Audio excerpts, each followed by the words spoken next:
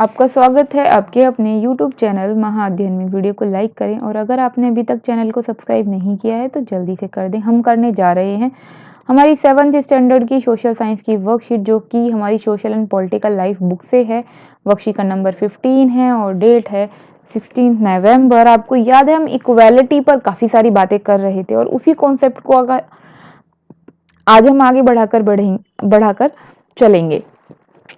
आपको याद है हम तक बराबर ये बात करते रहे हैं कि भारत में इक्वालिटी को लाने के लिए बहुत सारे लॉ बनाए गए हैं, बहुत सारा स्ट्रगल किया गया। इसके बाद भी हम भारत में देखते हैं कि इक्वालिटी नहीं है और अभी भी लोग आपस में इनइक्वालिटी का बिहेव करते हैं। और अगर हम ये कहें कि ये भारत में ही है तो ऐसा नहीं है। जितनी भी डेमोक्रेटिक कंट्री हैं वहाँ पर आज भी स्ट्रगल चल रहे हैं। अगर हम विश्व के सबसे अमीर देशों की बात करें, सबसे डेवलप्ड कंट्री की बात करें, जो इकोनॉमिकली भी बहुत स्ट्रॉन्ग है, अमेरिका, संयुक्त राज्य अमेरिका, जिसे हम यूनाइटेड स्टेट अमेरिका कहते हैं, तो वहाँ पर भी आज भी ये सब चीज़ें देखने को, वहाँ तक भी हमें देखने को मिलती हैं। तो चलो देखते हैं कि कैसे ये इक्वालिटी का कॉन्सेप्ट इन इक्वालिटी में हमें दिखाई देता है हर डेमोक्रेटिक कंट्री में अलग अलग तरीके से। क्योंकि जैसे हम अगर इंडिया की बात करें तो इंडिया में हमें ये रिलीजन, कास्ट, इसके अलावा कलर कॉम्प्लेक्स जिसे हम कहते हैं, और एरिया वाइज, स्टेट वाइज, और बहुत सारे टाइप्स हैं या बेस हैं जिस पर ये इनइक्वालिटी हमें दिखाई देती है। तो चलो शुरू करते हैं।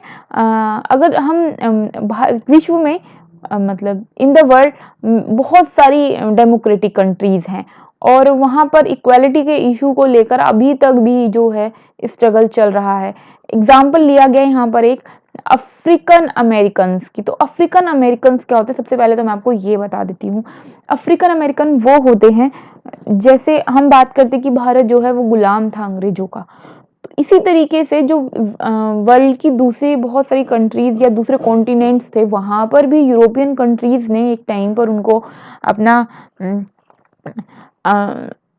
अपने आधिपत्य में लिया हुआ था, अपने अंडर में लिया हुआ था।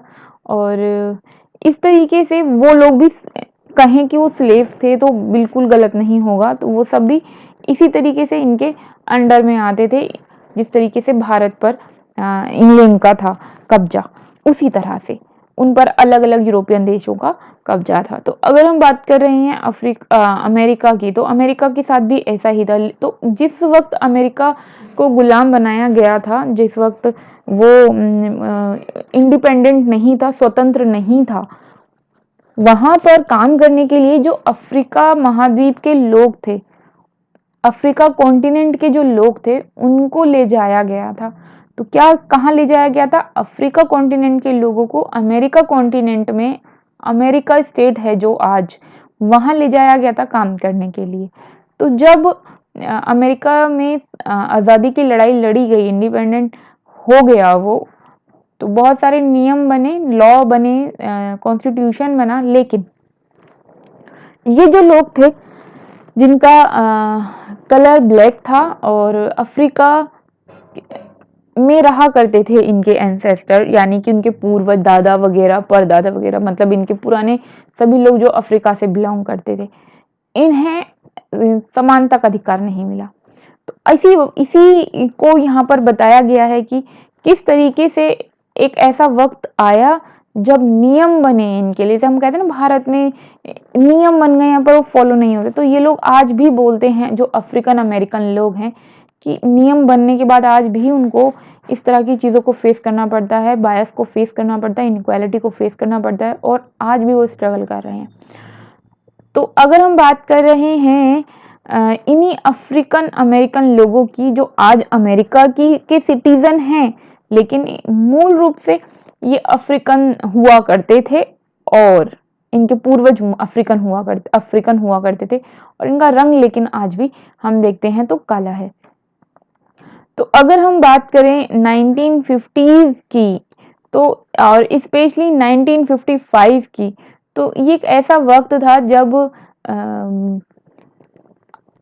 बसों में भी, स्कूलों में भी, हर जगह पर इन्हें बायस बायस को फेस करना पड़ता था, इनइक्वालिटी को। बसों में बैठ नहीं सकते थे, जो गोरे लोग थे उनके लिए सीट रिजर्व थी। इसी तरीके से स्कूल में इनके बच्चे नहीं जा सकते थे, उन स्कूलों में जिनमें गोरे के बच्चे जाते थे, तो वो अच्छी शिक्षा नहीं ले सकते थे, अच्छी चीज़ों का, सुविधाओं का उपभोग नहीं कर सकते थे। इस तरीके से इन्हें बहुत समस्याओं का सामना करना पड़ता था। तो ऐसा क्या हुआ जिससे कि एक मूवमेंट हुआ और ये सारे लॉज बने।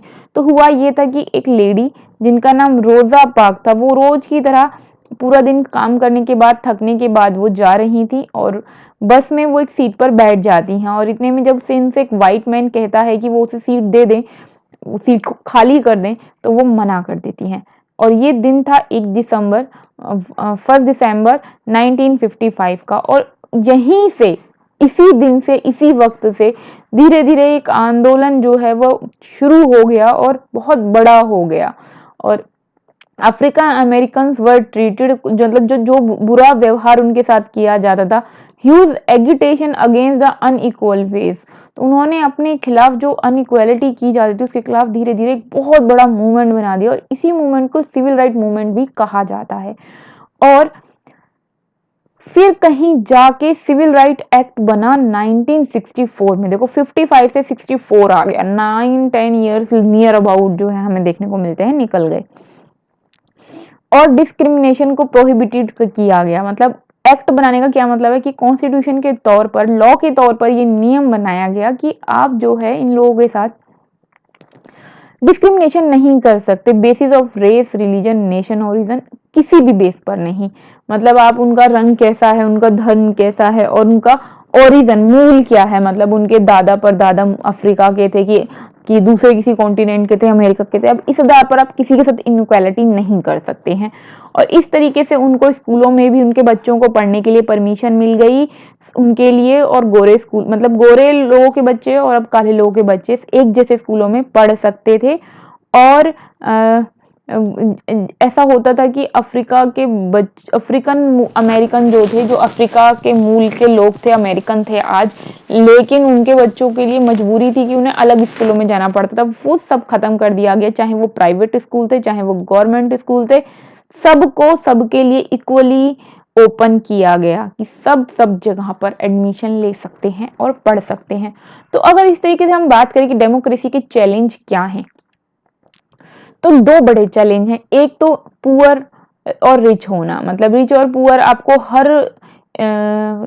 हर जगह मिल जाएंगे, रिच भी और पुअर भी। और इसको बोलते हैं इकोनॉमिकली, इकोनॉमिक बैकग्राउंड भी हम कई बार कहते हैं, लोगों का इकोनॉमिक बैकग्राउंड कैसा है, वो इकोनॉमिकली कैसे स्ट्रॉन्ग है, वीक है, तो इसे कहते हैं इकोनॉमिकली इनइक्वालिटी, जो पुअर और रिच होने के बेस पर क्रिएट होती है।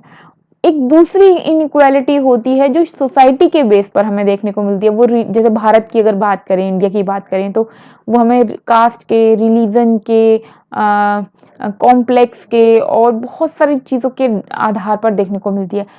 और वहीं एक नई चीज़ हम देख रहे हैं कि अमेरिका जैसे देश में सोसाइटी अलग तरह की है, तो वहाँ अलग तरीका की इनइक्वालिटी सोसाइटी के लेवल पे देखने को मिलती है, जो कि कलर बेस्ड है और ओरिजिन बेस्ड है।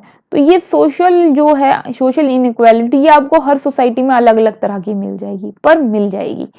तो ये थी आज की बहुत सारी बातें, और कुछ बातें अब हम पढ़ लेते हैं भारत के बारे में, कि भारत में इसी इनइक्वालिटी के लिए क्या नियम बनाए गए। क्योंकि अभी हमने पढ़ा ना 1964 का सिविल राइट एक्ट जो बनाया गया अमेरिका में, भारत में बिल्कुल आर्टिकल 15 को बनाया गया है इसी तरह से, जिसमें लिखा है कि रेस, कास्ट, सेक्स और प्लेस के आधार पर, आप रिलीजन के आधार पर किसी को भी डिस्क्रिमिनेट नहीं कर सकते। स्टेट को, फर्स्ट पॉइंट में स्टेट का नाम लिखा हुआ है कि स्टेट किसी भी लेवल पर आकर वो जो है डिस्क्रिमिनेट नहीं कर सकता, किसी को भी, किसी भी सिटीजन को नहीं कर सकता, स्टेट को नहीं कर सकता। और वही के वही पॉइंट जो है ऊपर और नीचे देखोगे सेम टू सेम है। सेकंड पॉइंट में लिखा है कि कोई भी सिटीजन को आप किसी भी शॉप से, पब्लिक रेस्टोरेंट से, होटल से और किसी भी पब्लिक एंटरटेनमेंट की जो जगह होती है वहां पर जाने से रोक नहीं सकते, और ना ही ऐसी किसी जगह पर जाने से रोक सकते हैं जिसको गवर्नमेंट फंड करती हो। गवर्नमेंट बहुत सारी चीजों के लिए फंड करती है, वो वेल हो सकते हैं, कुएं, तालाब हो सकते हैं, घाट हो सकते हैं, स्नान घाट होते हैं जहाँ पे नहाने के लिए जाते हैं अक्सर धार्मिक स्थान होते हैं, जैसे अमृतसर में लोग नहाते हैं, अमृतसर के कुंड में नहाते हैं, तो एक धार्मिक स्थल हो गया। इस तरीके से और बहुत सारे, जैसे बनारस में काशी जिसको हम बोलते हैं, काशी में लोग नहाने जाते हैं। तो ऐसी जगहों पर आप जो है किसी को भी रोक नहीं सकते जिसे स्टेट फंड कर रही हो। मतलब जब तक आपकी कोई चीज पर्सनल नहीं है, आप किसी को नहीं रोक सकते। तो अब एक एक्टिविटी दी गई है, महात्मा गांधी जी जो है उन्होंने इनइक्वालिटी को फेस किया था साउथ अफ्रीका में। तो आपको इसके बारे में इंफॉर्मेशन लेनी है और फिर इसे कलेक्ट करना है, लिखना है। तो मैं आपको यहाँ पे कुछ बातें बता देती हूँ महात्मा गांधी के बारे में। इनइक्वालिटी जो उन्होंने साउथ इंडिया में फेस की थी, वो साउथ इंडिया गए थे अपनी लॉ की पढ़ाई को करने के बाद वहां पे उन्होंने अफ्रीका में इनइक्वालिटी देखी थी रंग की वजह से, क्योंकि उनका कॉम्प्लेक्स जो है वो यूरोपियंस के कॉम्प्लेक्स के जैसा नहीं था, मतलब गोरा नहीं था। इसकी वजह से उनको वहां पे फेस करना पड़ा, इनइक्वालिटी को, बायस को फेस करना पड़ा, और इसीलिए वहां पर ही उन्होंने मूवमेंट शुरू कर दिया था। और उस मूवमेंट को पूरा करने के बाद वो इंडिया आए, और इंडिया में उन्होंने फिर दोबारा मूवमेंट शुरू किए, जो ट्रुथ, और हम बात करें नॉन वायलेंस की बात करते हैं ना महात्मा गांधी के बारे में, उसी ट्रुथ और नॉन वायलेंस का यूज किया था उन्होंने साउथ इंडिया में। तो ये थी कुछ बातें, और अब देखते हैं आज हमने सीखा क्या। क्वेश्चन आंसर कर लेते हैं। हमसे पूछा गया है सजेस्ट करने हैं कुछ वेज जो स्टेब्लिश करते हैं इक्वालिटी को। हमें कुछ चीजें बतानी है, और ये मैं पिछली वर्कशीट में भी बता चुकी हूँ कि दो इंपॉर्टेंट चीजें हम कर सकते हैं। एक तो स्ट्रिक्ट लॉज बनाएं इनइक्वालिटी के लिए, और दूसरा एजुकेशन और अवेयरनेस को जितना हो सके स्प्रेड करें। फिर सेकंड क्वेश्चन इन्होंने हमसे कहा है कि इंडियन कॉन्स्टिट्यूशन में इक्वालिटी को इंश्योर करने के लिए क्या किया गया है, उसको एक्सप्लेन करने के लिए कहा है। तो वो ये पूरा क्वेश्चन का, ये पूरी पिक्चर जो भी हमने पढ़ी ना, ये पूरा इसका आंसर है। पर आप इसको अगर छोटा करके लिखना चाहते हैं तो सिर्फ इतना लिख दीजिए कि यहाँ एक्सरपुट से शुरू, यहाँ से शुरू करके आप इसे यहाँ तक लिख लीजिए, प्लेस ऑफ बर्थ, बस इतना भी लिखेंगे तो चल जाएगा अगर एक नंबर में लिखना चाहते हैं। लेकिन अगर बड़ा आता है तो आपको पूरा लिखना पड़ेगा, जो आपको याद करना पड़ेगा।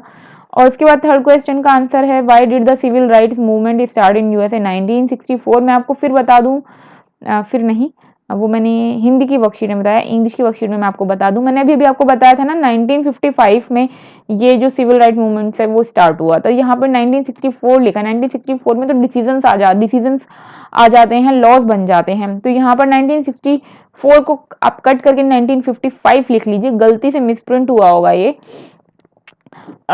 तो क्या बता रही थी मैं आपको, इसका आंसर तो अब हमें बताना है कि क्यों शुरू हुआ था। तो वो रोजा पार्क्स वाली घटना आपको याद ही होगी।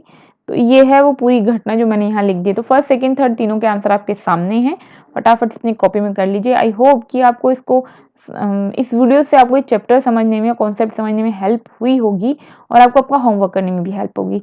आगे बढ़ने से पहले माय डियर स्टूडेंट्स, प्लीज़ अगर आपने अभी तक चैनल को सब्सक्राइब नहीं किया तो जल्दी से कर दें, और ध्यान रखें कि अगर आप चाहते हैं आप सभी क्वेश्चन आंसर्स को कर पाएँ एग्जाम में, वो कहीं से भी पूछा जाए, बीच से भी अगर वर्कशीट के पूछा जाता है तो आप उसको अच्छे से सॉल्व कर सकें।